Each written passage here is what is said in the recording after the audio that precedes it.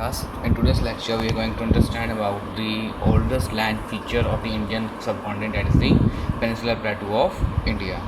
Now, Peninsular Plateau is said to be the oldest landmass of the Indian subcontinent. It's an elevation of having an elevation of 600 to 900 meters above the mean sea level.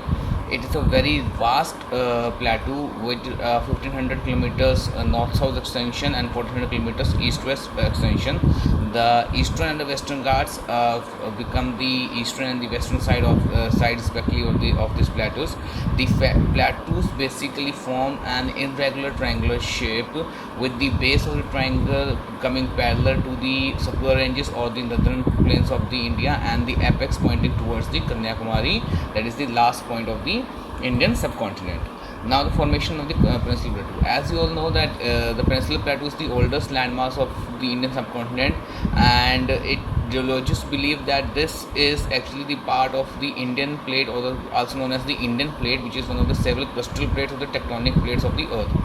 The geologists basically believe that some 4.5 billion years ago, during the Precambrian era, due to various earth movements, that is seismic activities and continental drifting, a part of the Gondwana land emerged from the depression and that never submerged again to form a table-like structure, which came to be known as the Peninsular Plateau of India.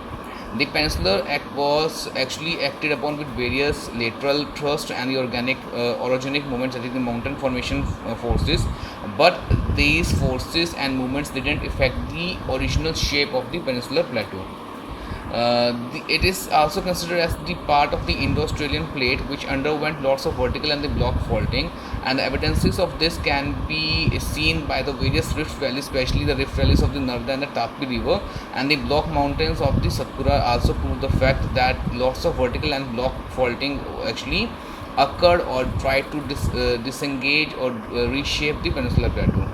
The Peninsular Plateau basically consists of the old crystalline, igneous and the metamorphic rocks, again indicating that lots of seismic and volcanic activities also took place in its geological history.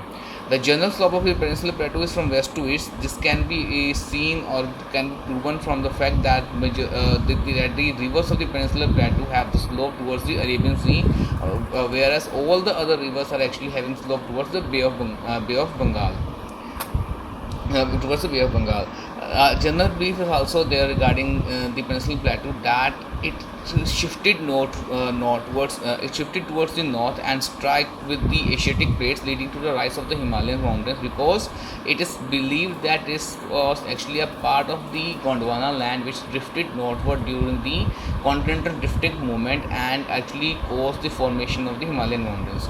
On the basis of the various prominent relief features, the Peninsular Plateau can be divided into three basic divisions. These are the Deccan Plateau, the Central Highlands, and the Northeastern Plateau, which we are going to study in the next lecture. Thank you and have a nice